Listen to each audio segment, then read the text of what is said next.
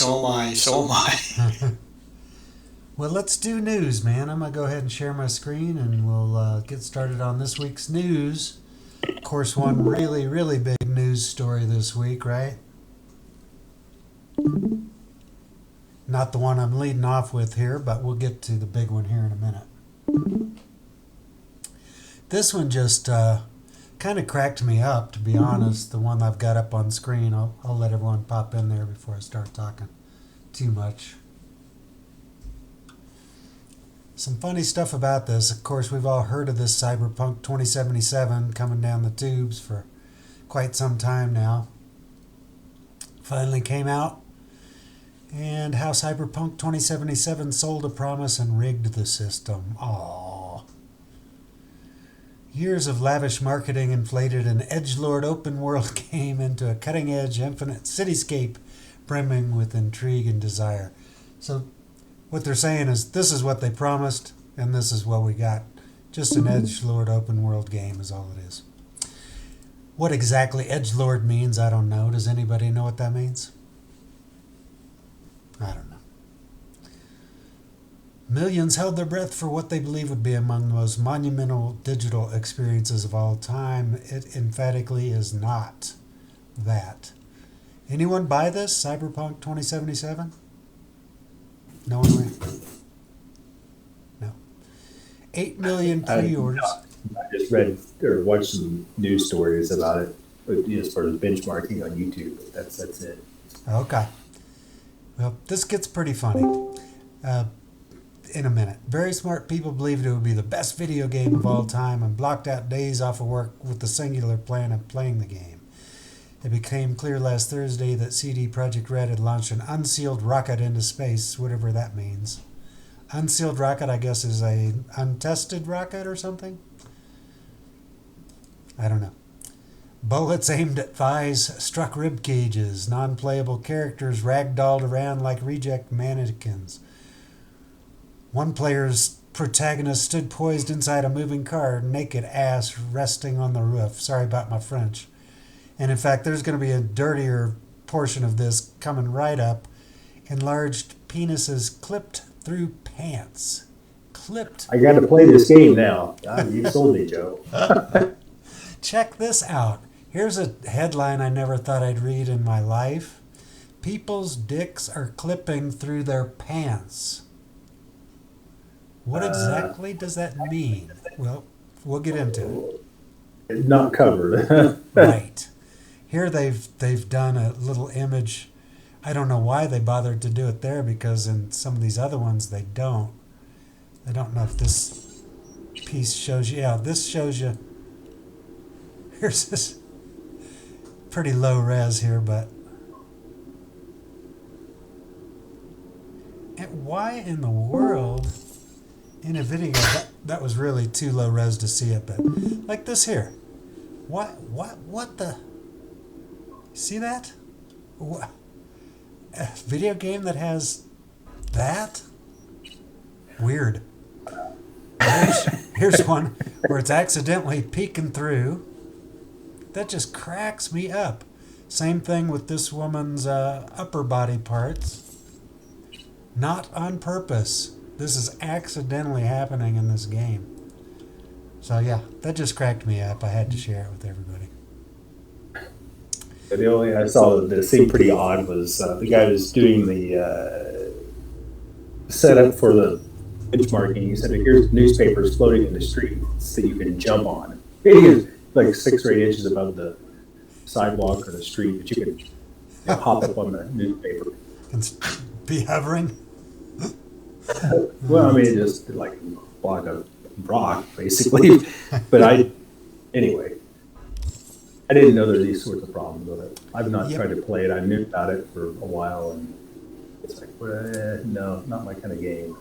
Yep, so what this article details is how they sold this. They offered specific snippets that made it look really good.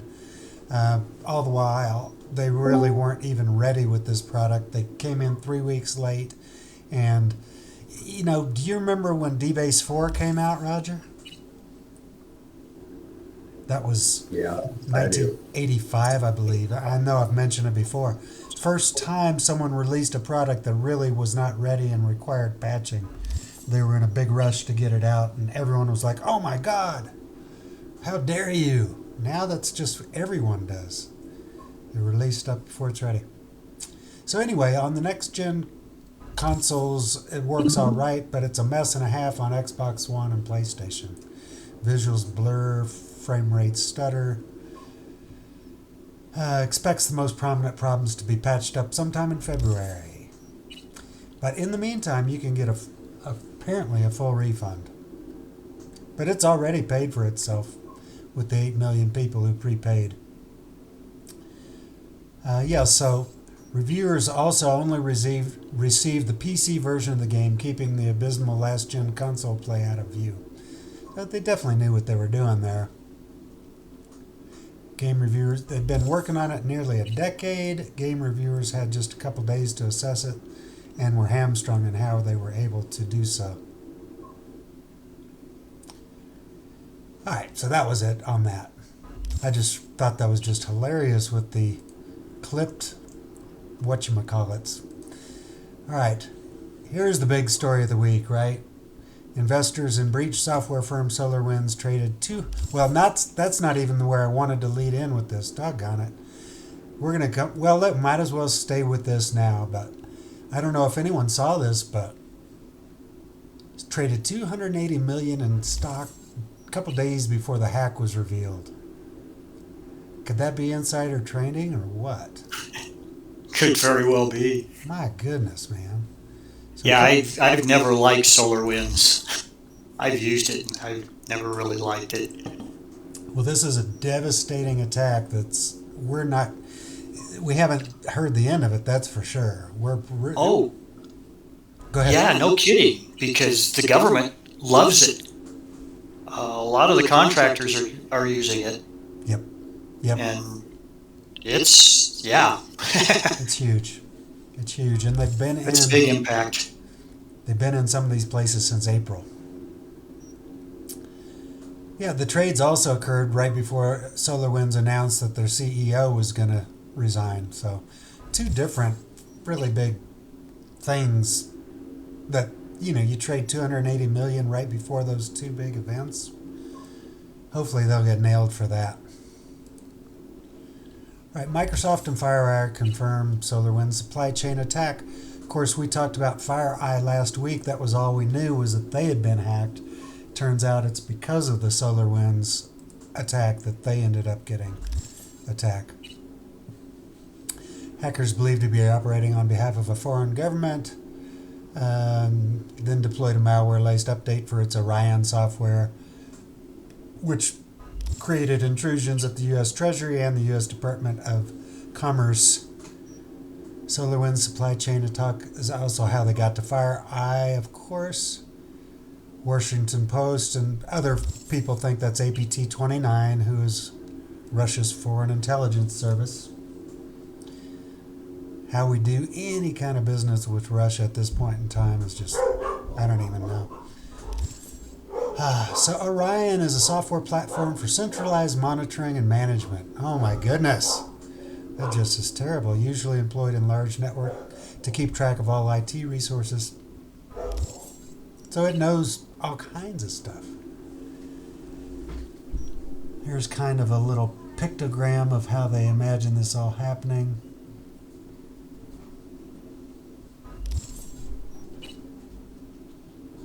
And boom. Very smart. So let's go on to here. A real quick FireEye analysis of the situation. Use of malicious SolarWinds update.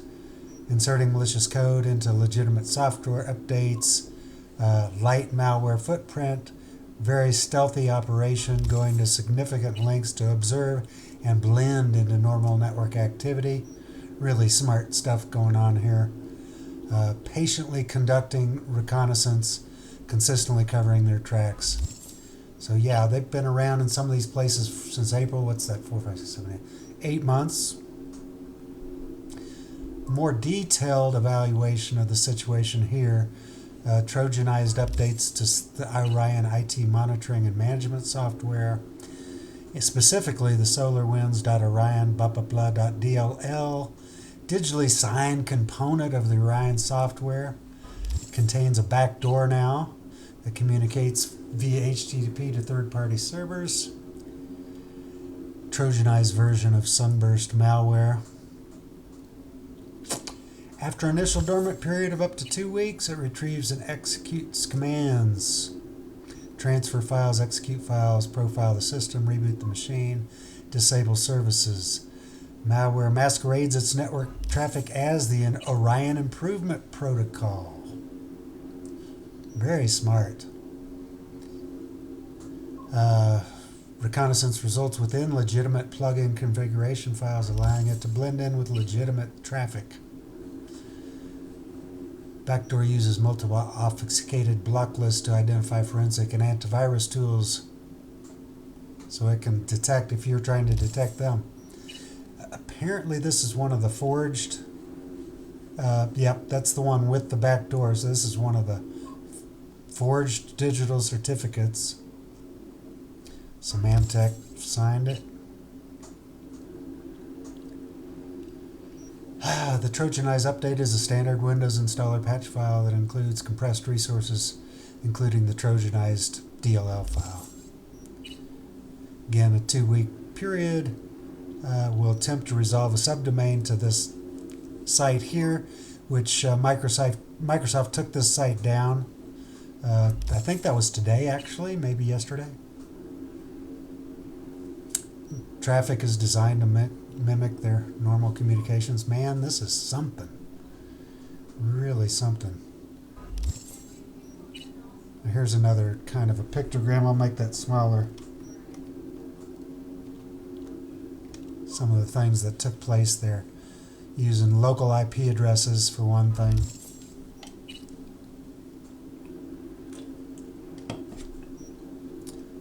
Alright, so Microsoft sees the key domain, which is that one we just saw. They mention it here, but anyway. So anybody that is currently affected, it's reporting into this domain. That's the command and control center. Microsoft now has control of that. So at least they've mitigated what's happening as of, I guess, this morning or yesterday. So people have some time now to start working on this issue.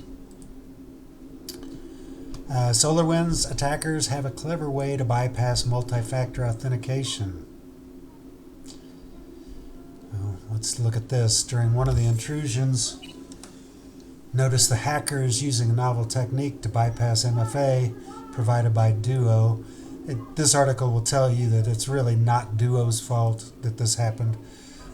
After having gained administrator privilege on the infected network, the hackers used those unfettered rights to steal a Duo secret known as an A key from a server running Outlook web app. Hackers then used the A key to generate a cookie. So they effectively, with that cookie, that gives them the equivalent of multi-factor authentication as far as the server is concerned. The server is supposed to generate that cookie, but it really just checks that cookie to make sure it has the right credentials. And so they were able to duplicate that. Right toward the end of the second incident, the actor was observed accessing the email account of a user via OWA. This was unexpected, not the least of which was because that had multi-factor authentication. Logs from the Exchange server showed that the attacker provided user and password like normal, but were not challenged for a second factor. That's because they created that cookie themselves. The logs from the server further showed no attempts had been made to log into the account in question. So it was not session hijacking. They didn't take over someone else's cookie. They created their own damn cookie. All right. This key then allowed the attacker to derive a pre-computed value to be set in the cookie. So with that information, they were able to bypass multi-factor authentication. Oh my God. All right. So yeah, needless to say, any key integrations, including MFA, for the purposes of MFA need to be changed after a breach. Also, passwords are not set something similar to the previous password. That sure makes a lot of sense. While the MFA provider in this case was Duo, it could just as easily have involved any competitors, so it really wasn't their fault. And Duo came out and made sure they said so as well. Now, here's all the companies, Robert, you're mentioning, they're all over the place. Here's all the, just a partial customer list for SolarWinds. Yeah, Booz Allen, Yeah. GTE, General Dynamics, Level 3, Lockheed Martin, Lucent. Yeah. All over. The Federal, U.S. Air Force. Federal Reserve Bank. Yep. Whoa. San Francisco International Airport. God. That's scary. It is scary. Symantec. Yep. You're into Symantec. You're into Texaco. CDC. I mean, that's kind of a who's who almost. Yep. Very scary. They hit everybody. Damn. All right, this is one, and Jim, you're here. You want to talk about this one? Jim sent this to me earlier this week. Oh, I was double muted. No, I mean, I just found that article kind of interesting because everyone's working from home, and it talks about, what is it, like 60% of people at their house share their password with someone in their house? Yes. So, Just yeah. ridiculous. Just some crazy stuff because everyone's working remote. Well, I mean, as you can imagine, the companies are trying to throw up VPNs as fast as possible. So that's another issue, another, I guess, potential breach that they could have is misconfigured VPNs and so on and so forth. But the big one that for me was the statistics down at the middle of this article or so. Yep, we're gonna hit them here in a sec. Yeah, that just irritates me, really. Almost makes me mad. It's like, come on, are you kidding me? Yeah, several security threats where every worker whose access was freely granted without property security controls in place, sharing passwords with friends and family. And so this next paragraph just really struck me that all of a sudden you cannot do business today without tech, and you can't do technology without identity security. Companies are recognizing how foundational identity security is. Those who had I missed one, identity 4 times. I've never heard those two words together before. All of a sudden, that's everything. Identity security. So we'll talk about that here again in a minute. All right. So this kind of blew me away. Talking sort of about a different topic, nearly half of total U.S. respondents to a COVID-19 something said they had experienced targeted phishing emails, calls, or texts in a personal or professional capacity during the first 6 months of remote work. Are you kidding me? Every single 100% of you folks were phished. Right? So there's 52% of the people that don't even realize they were phished. That's my opinion.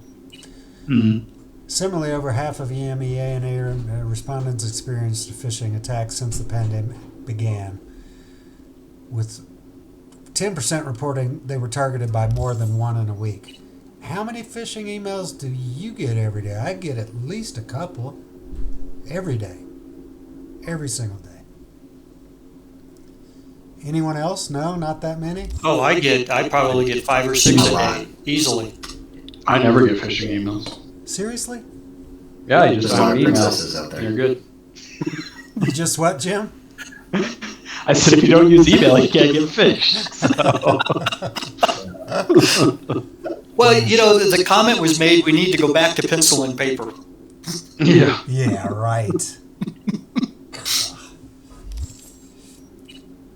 No, when you were talking about setting up VPNs and everything, one of the issues we had when I was still at Lockheed was trying to get everything set up so we could go to remote. They were scrambling to get stand up all the servers and all the equipment and get it stood up properly, and it cost us probably I'd say 6 weeks worth of work Wow.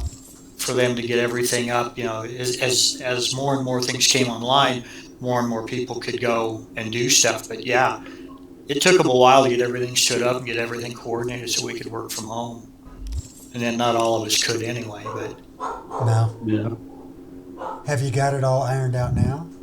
yeah, they did. They had it all ironed out before I left. Okay.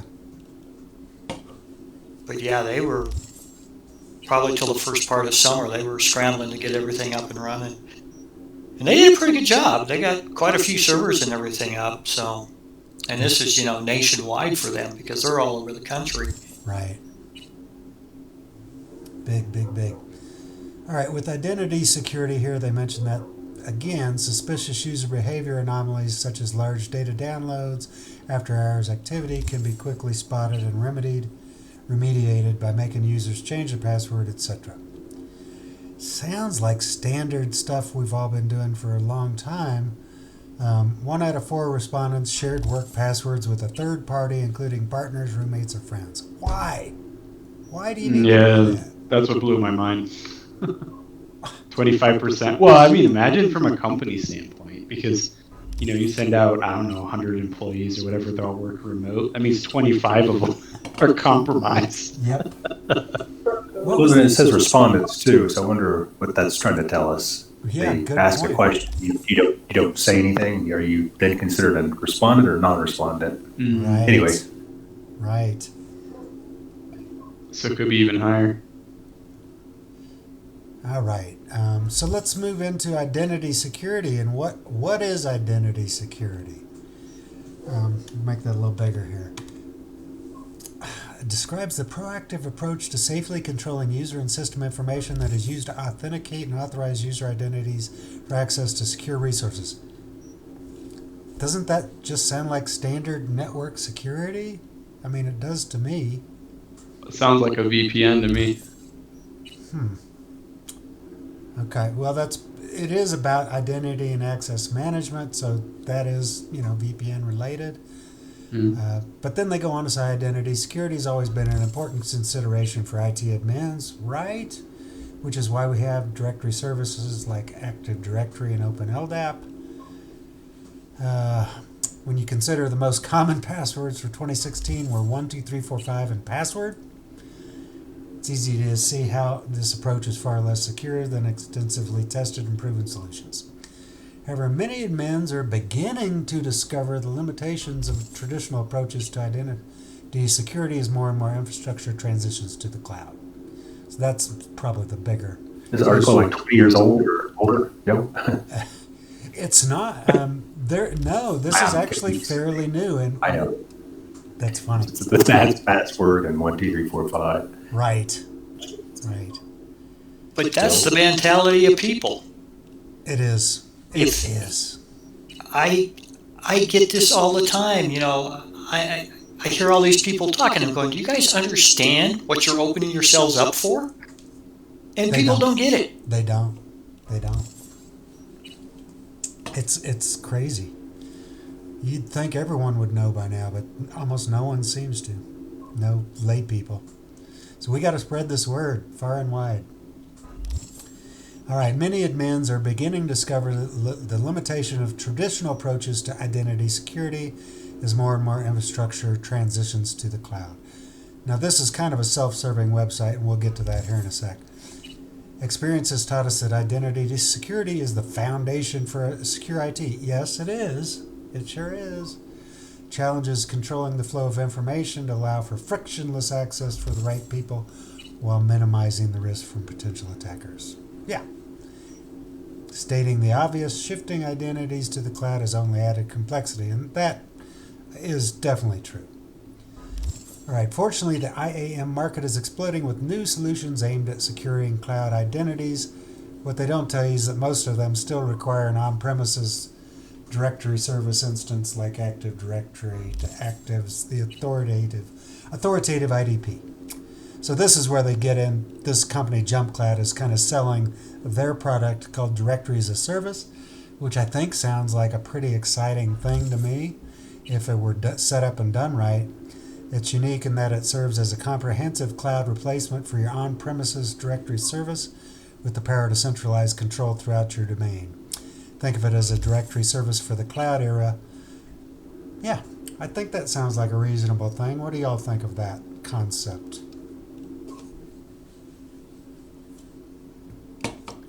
No? I thought we'd have a lot of opinions there. Still processing. Okay.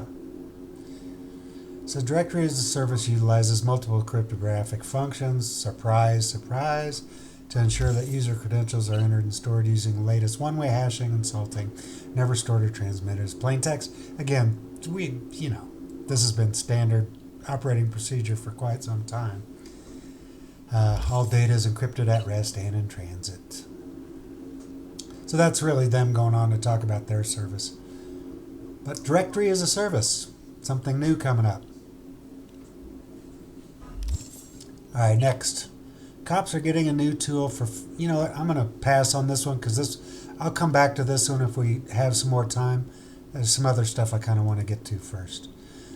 This one we ran into in a Professor Messer study group this morning, Security Plus group. He had a question that clearly was outlining a man-in-the-middle attack, but of the potential answers, the only one that this was the answer, on-path attacker. All the other 4 answers couldn't have been the answers. It had to be on-path. Never heard of it, but apparently this is the new term for man-in-the-middle. So everyone watch out for that coming up. Apparently for 601 onward, that's now what we call man-in-the-middle attacks. So Yeah, which is part of that video that you posted where they're talking about the changes in 601 versus 501. right.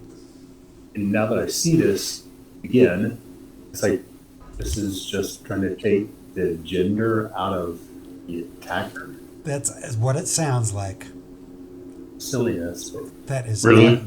It's so Gotta be. ridiculous. yeah, that was one of the things he concluded based on the other changes in terminology from 501 to 601 was degenderizing the terminology. Incredible. This, So wait, is on-path attackers exactly the same thing as man in the middle? Yep. Oh. Yep.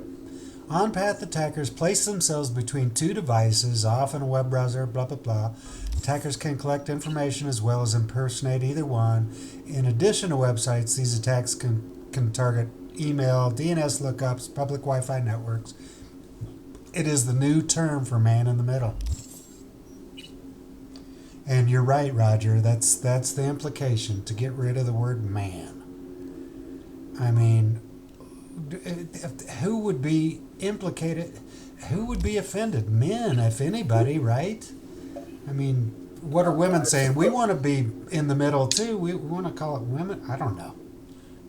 Insane. Maybe they're trying to that's part of it, I suppose. And then is it possible that we now have a piece of AI software that is not a man or a woman, and so there's no point in trying to anthropomorphize I butchered that word. I think you know what I'm trying to say. I do. I love man in the middle. It's the perfect description of that. I mean, God, I guess we could call it person in the middle. Whitelisting and blacklisting has changed too. Oh my God. It's like trying to get rid of, the Black Lives Matter or something was what I thought of when he was going back to Professor Messer YouTube video. What do they call white and blacklisting?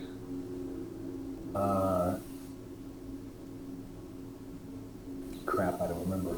App enabling and disabling? Maybe. Something like that, yeah. Something stupid like that. You don't have to watch very much of that video, Jim, to get to the part where he's scrolling through the spreadsheet showing you the difference between 501 and 601 terminology.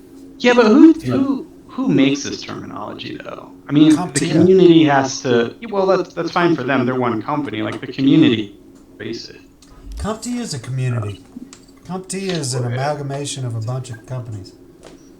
Right. Well, yeah, because they buy into it. But at some point, someone has to compile this list to degenderize it or whatever to make it PG, but the community itself, when you're using these terms out in the street or in the job, Let's never like, do it. Let's always call him man in the middle. if you call it man in the middle, and 90% of the people call it man in the middle, like these terms that they're trying to impose will just kind of die out. So, but, Right. So yeah, that just goes on to tell you they can also it's all just man in the middle. All right, let's get on to something else cipher related. The Zodiac Killer's cipher is finally cracked after 51 years. Oh, what was I going to say about this? It's funny. Because did everyone see this week? And no. Read what he... I did. Yeah. So here's Didn't they figure out he spelled something wrong? Did they figure out the cipher? They Paradise. There's one specific word. Yeah, the word paradise with a C. Yeah, spelled with a C. Yep.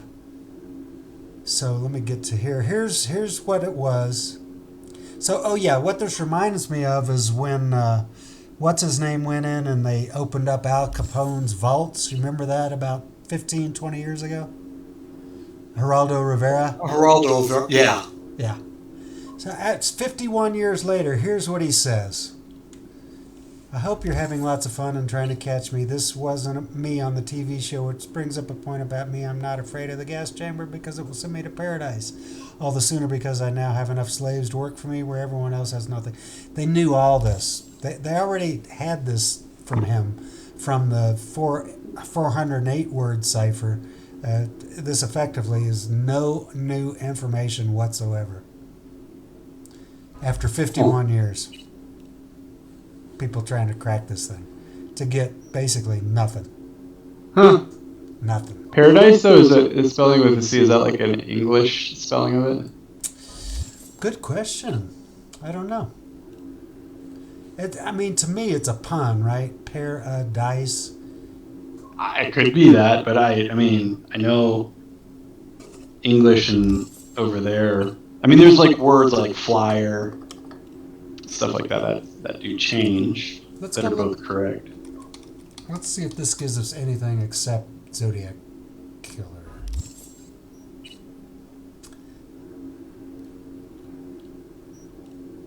Now let's try this. Paradise alternate spelling.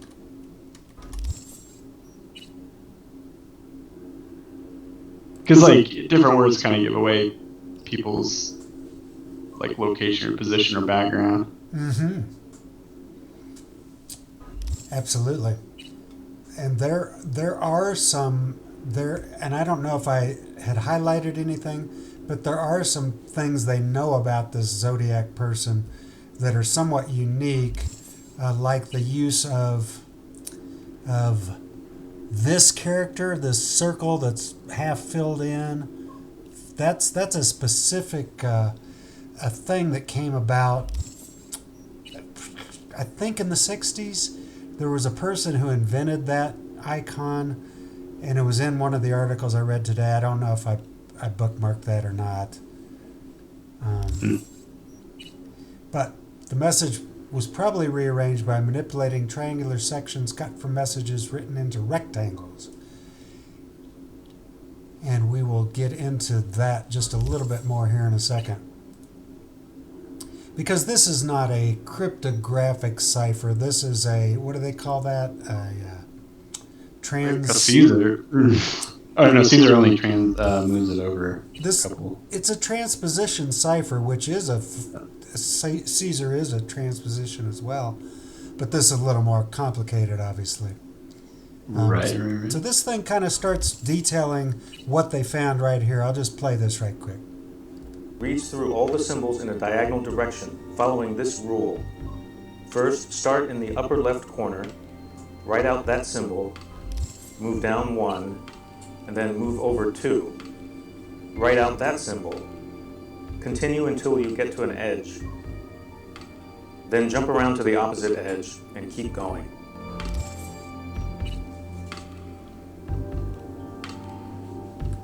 Well, first of all, Through all the symbols in to get back to that first write move, out that symbol.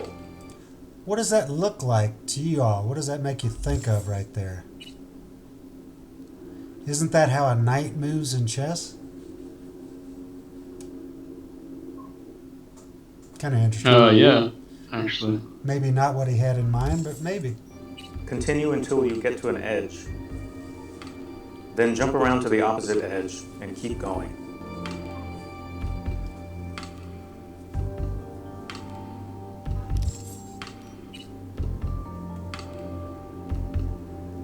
Then you'll have a rewritten cipher that looks like this.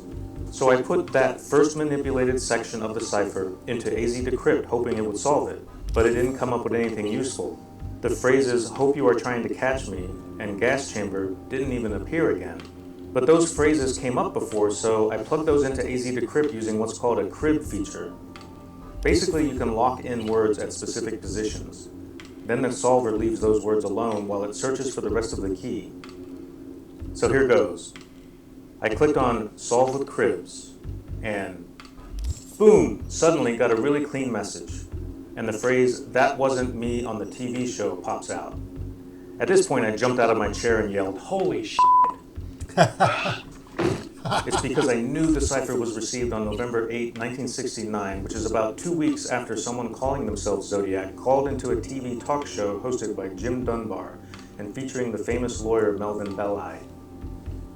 While the show was on the air, the caller said, "I need help, I'm sick, I don't want to go to the gas chamber."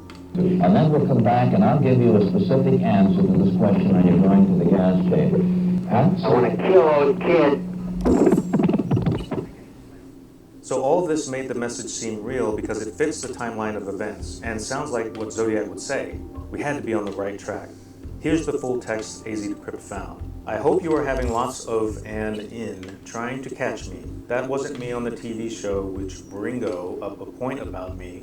I am not afraid of the gas chamber because it will send me to pay all CE all the." Now the cipher has 63 different unique symbols throughout, and they all appear in this first section. So that means we now probably have much of the key for the entire cipher, since the key seems to work pretty much fine for the first part. Here's what the key looks like. But what about the second part of the cipher, the next 9 lines? What's the message there? Applying the same key with the same reading direction gives this plain text. It's not quite right, but it does seem to have some real words in it. Because, have, slave, where, everyone, he has nothing when they reach. And this kind of looks like it says paradise and afraid of. So that made me think a real message was still in there.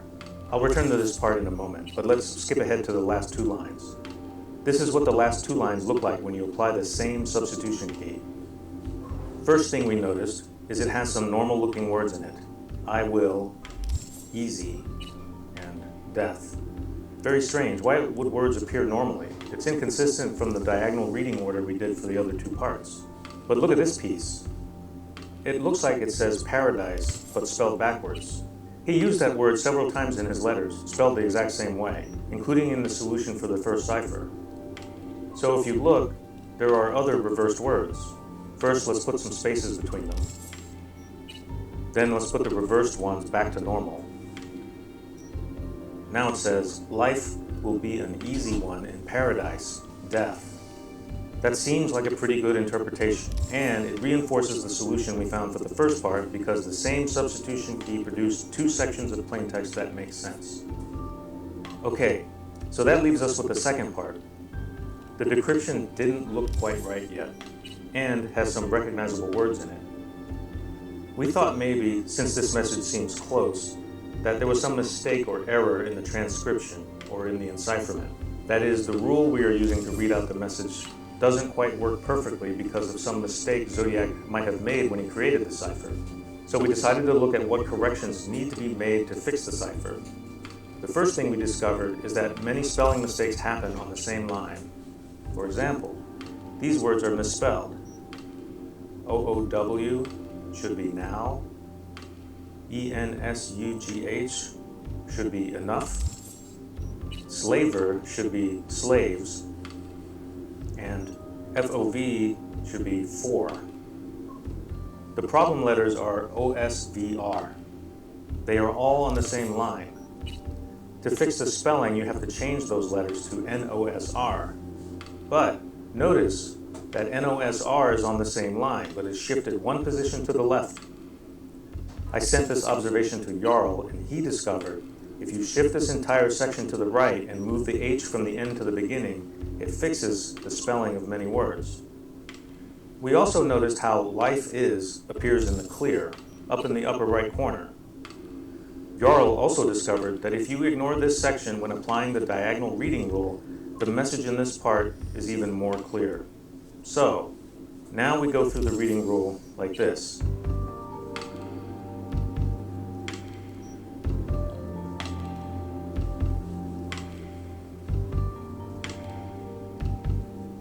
And remember, we are going to skip the life is part.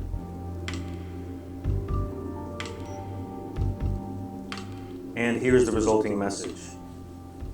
And with some minor corrections, we finally have this.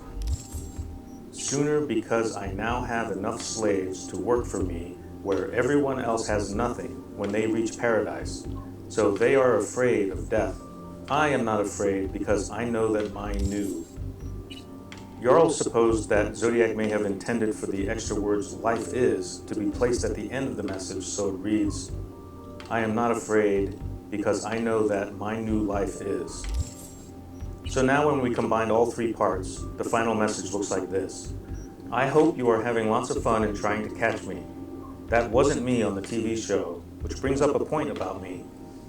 I am not afraid of the gas chamber because it will send me to paradise all the sooner because I now have enough slaves to work for me, where everyone else has nothing when they reach paradise. So they are afraid of death. I am not afraid because I know that my new life will be an easy one in paradise, death. Incidentally, where the words paradise and death appear in the solution corresponds to where the Zodiac signature appears in the original ciphertext. The very end doesn't flow quite right yet, but maybe someone can figure out how it's supposed to read. But that is the final message we settled on, and we submitted it to the FBI on the morning of Saturday, December 5th. By the time you see this video, it should be a... Pretty interesting. All right. Man says he presents the most evidence that his deceased dad was the Zodiac killer, most dangerous animal of all. This is a picture, the only picture I think he had of his dad right there. Fairly interesting article. Who knows? All right. This was one that, I don't remember who sent this to me last week, but we'll go through it right quick. The crown jewel of cryptography. Anybody stop me if we already covered this, because I'm thinking maybe we did kind of go through it last week. Indistinguishability obfuscation. Anyone heard of that? All right, would be the ability to hide not just collections of data, but the inner workings of a computer program itself, creating a sort of cryptographic master tool from which nearly every other cryptographic protocol could be built. It is one cryptographic primitive to rule them all, and supposedly some people figured out how to do this. We'll see. Computer scientists set forth candidate versions of I/O starting in 2013, but they all fizzled out as other researchers figured out how to break that security. All cryptographic protocols rest on assumptions. Blow that up a little bit. Such as RSA, depend on the widely held belief that standard computers will never be able to quickly factor 2 large prime numbers. The new protocol, however, depends on security assumptions that have been widely used and studied, so there's some promise here. While the protocol is far from ready to be deployed, it provides an instant way to build an array of cryptographic tools. I think this is promising. It would be nice if we could do uncrackable cryptography. It enables the creation of deniable encryption in which you can plausibly convince an attacker that you sent an entirely different message from the one you really sent. And functional encryption. So two new concepts, deniable, functional encryption, in which you give chosen users different levels of access. Interesting. All right, so far all attempts to build practical obfuscators have failed. The ones that have come out in real life are broken, typically within a couple hours. The strongest form of obfuscation is impossible. That was announced in 2001. Called black box obfuscation. It demands the attacker should be able to learn absolutely nothing. Can't be done. Some programs reveal their secrets so determinedly that it's impossible to do full obfuscation. So that was their workaround. They're not going for full obfuscation. That's hard for me to say. The same researchers who showed the black box obfuscation is impossible proposed an alternative, indistinguishability. On the face of it, I.O. doesn't seem like an especially useful concept. Instead of requiring a program's secrets be hidden, it simply requires the program be obfuscated enough that if you have two different programs that perform the same task, you can't distinguish which version came from the original. I don't know that I fully understand what that's saying there, but I kind of do. All right. So over the years, they've shown that you can use this as the basis for almost every cryptographic protocol you could imagine, except for the black box version. Typical, that includes classic stuff like public key and new stuff like fully homomorphic encryption, which is, of course, computing stuff while it remains encrypted. All right, in 2013, they proposed a protocol that does this, but it didn't work. They're using something called multilinear maps. I don't want to get too detailed in going through this thing, but those were broken. In all the candidate multilinear maps, people could come up with the process of opening the final locker revealed information. So it just didn't work, it didn't work, and it didn't work. And this person here 4 years ago figured out how to build I.O. using only polynomial, and here it's getting beyond me, but 30 or less factors using 3 degree. And I said I wasn't going to get too deep, but I obviously have. Too deep for me. Anyway, the 3 multilinear maps wasn't strong enough. 2 is what they needed, but they could never get to 2. They figured out a way to get to 2.5. Just to make that as brief as possible. And this here, I'll put that up there if y'all want to look at that, but beyond me, honestly. But exciting news anyway. And I'll post this in the class if anyone wants to try and read this further and get a better handle on this. So they needed a new kind of pseudo-randomness generator, something that spans a string of random bits into a longer string, still looks random enough. They figured out how to do that.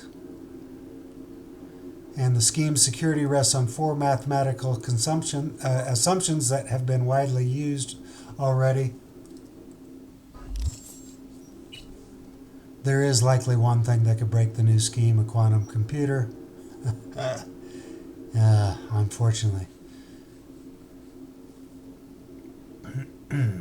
All right.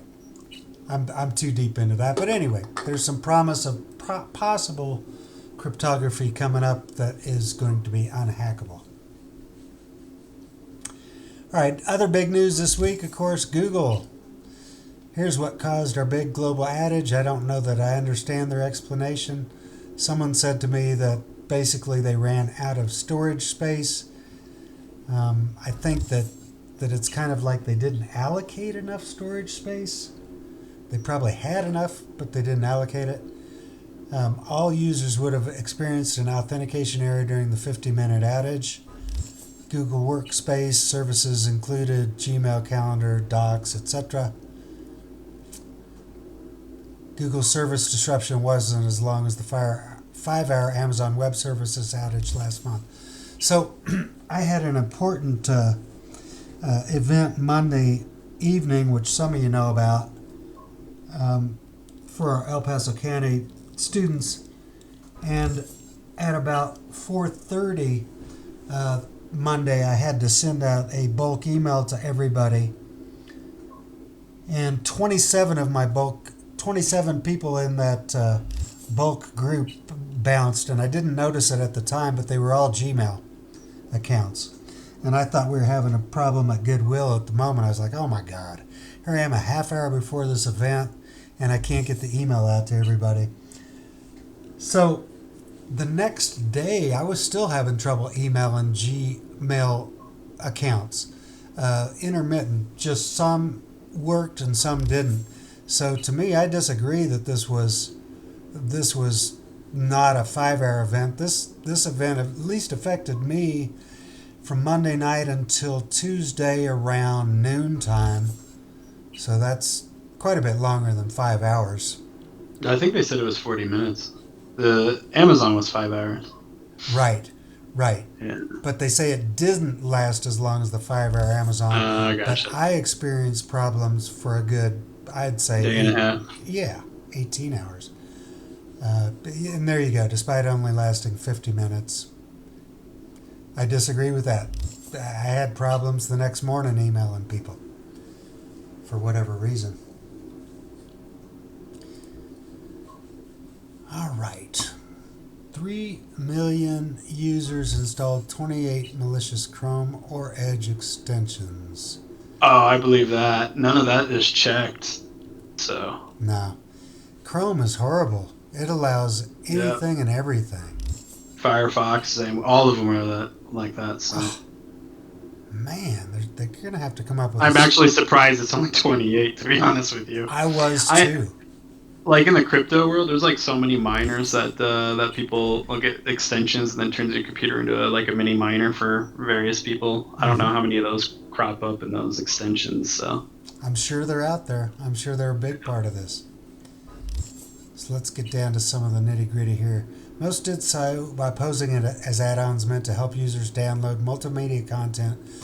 So yeah, end users, don't go get this kind of stuff. Come on. We all got to educate people to this as well as phishing.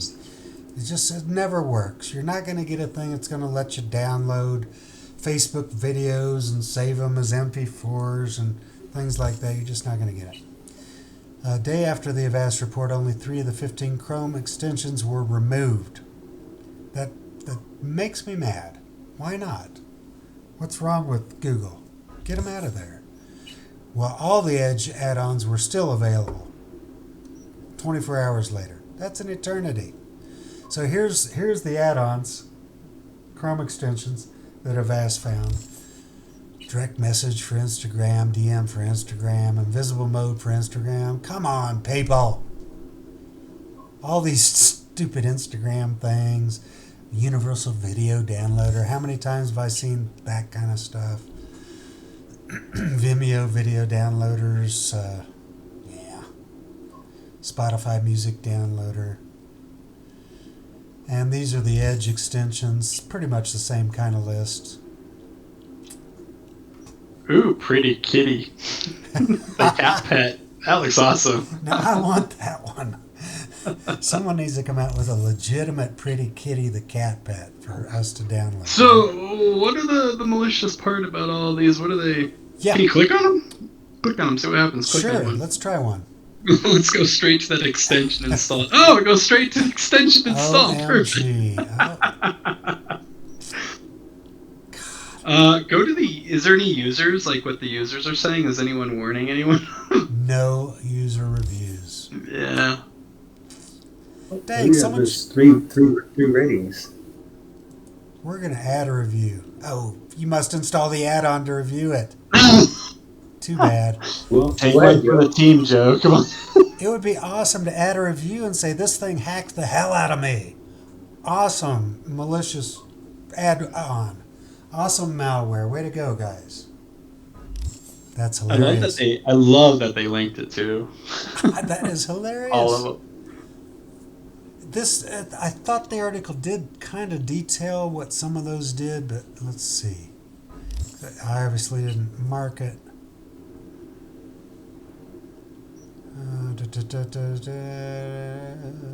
They couldn't say if the extensions had been created with malicious code or not. It was added after they became popular.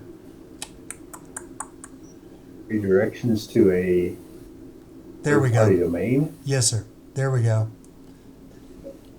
There's several of the things they would do. Collect browser history. Yeah, can they collect like saved passwords Boy, it wouldn't be With hard. the bullet. in your browser? That would The be. last bullet. Further malware onto a user's device. Yep. There's your keylogger.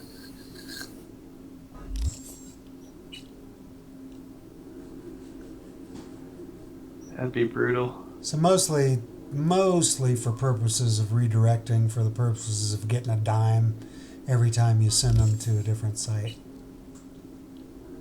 I'm on the wrong side of this. That's what I'm quickly realizing. No I kidding. need to start writing extensions. No kidding. Plus the fact that hackers are becoming kind of like, I don't know, sort of heroes in a way. It's crazy. Crazy world, man. One man's pirate is another man's buccaneer. I like that. I really like that. That reminds me of something stupid. The first evidence, or the first ever description of making guacamole came from a pirate. A pirate who'd been around the world and gathered recipes, published a famous recipe book like in the 1700s, 1800s, and became rich off his recipe book. Imagine that. Yeah. Guacamole at the time was avocado, sugar, and lime, I believe. And so it hasn't changed much. Yeah, no sugar anymore.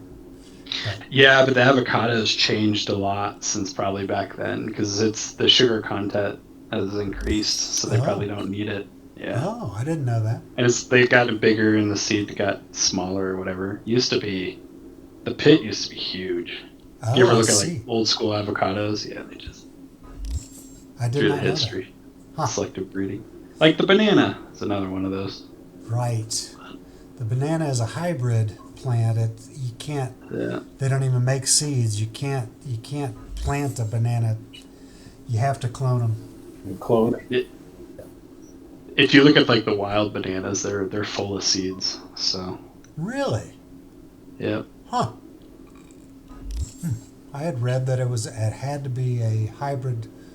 Well, no, to the create bananas seed. we eat are Right. like the wild bananas, like the more natural ones. Like if you look at pictures of bananas that people have cut open back in the day, they're a whole bunch of seeds in them.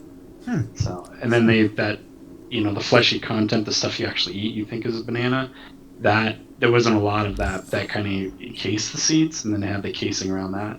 How about So- that? They just bred them until the seeds got so small they just disappeared, and and They look and pretty weird. bananas are really really sweet either. That was the other one is they selectively bred the ones that were super sweet or sweeter to get them to like the banana we know today. So Right. Just search for wild Cavendish. banana. what's up? I just say do a search term on wild bananas, or wild banana, Yeah, and they look. they're like round. I'm gonna do it. Right Wild bananas. There's some that look kind of Yeah, I just looked that up and I got There you Cyberpunk go. 2077 screenshots. like a.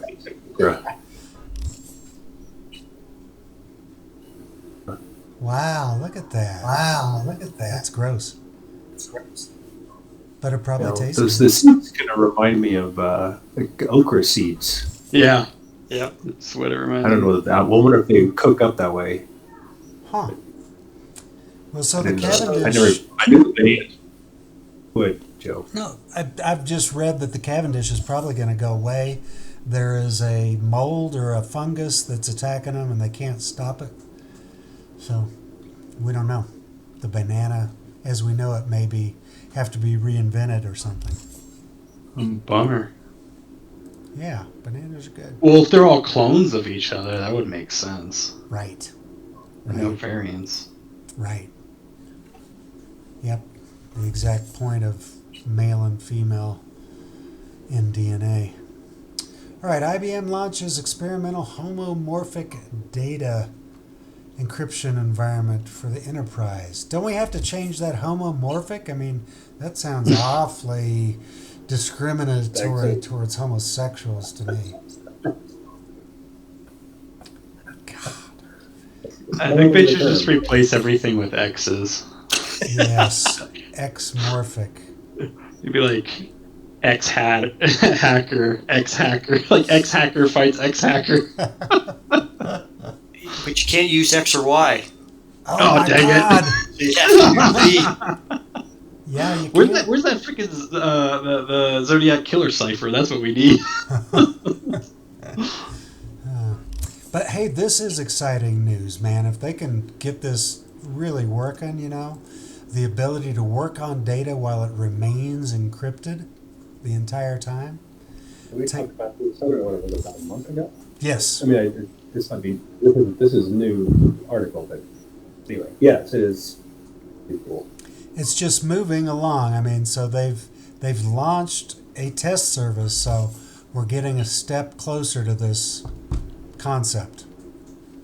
So this changes the data inside while it's encrypted. Right. That's the basic concept. Yeah, you're actually doing work on data that's encrypted, so you don't know what you're actually working on. So wouldn't that be a security issue if you could plug in yourself and inject malicious data? Someone will probably figure out a way to do that. Well, hopefully it's passes the hash test. Right. Well, but I guess if you're altering the data, it wouldn't, right? Though if I'm like working on my data, I send my doc or whatever it is into, I guess, the data stream that's encrypted, and it adds it to the data stream or somehow manipulates the data stream to save my doc, or let's say manipulate a file that I'm working on, then the hash would change, correct? The encrypted stream hash would change. So I guess they probably thought through that whole problem, but yeah, I would imagine so. Weird. Okay. How it would work is baffling to me, but it's pretty exciting. Pretty exciting nonetheless, even though I can't understand it. All right, there's us looking that up. I think that might be, that was the last. Watch a YouTube video on that or something. Yeah. Speaking of which, Professor Messer, and it was posted in the, where was that? Ross posted an article in the Security Plus vids, was it? No, where did he post that? Anyway, Professor Messer talking about the, doggone it, I gotta find it now. Tech News, was it maybe? Yeah, that's where he put it. If you look in the Tech News chat room, that Professor Messer talking about that Solarwinds hack, but basically everything that we covered is pretty much all he's saying in his piece there. But that's huge. It's going to be probably bigger by next week. We'll probably have more stuff coming down the pike, but yeah, that's it for this week. Unless anyone else has anything else to throw out there. Going once. Look at those wild bananas. All right, everyone. yeah. Have a good night. Thank you so much. Yep. Take care, Joe. Thanks, y'all. Take care. Take care, all. Thanks, Joe. Yep.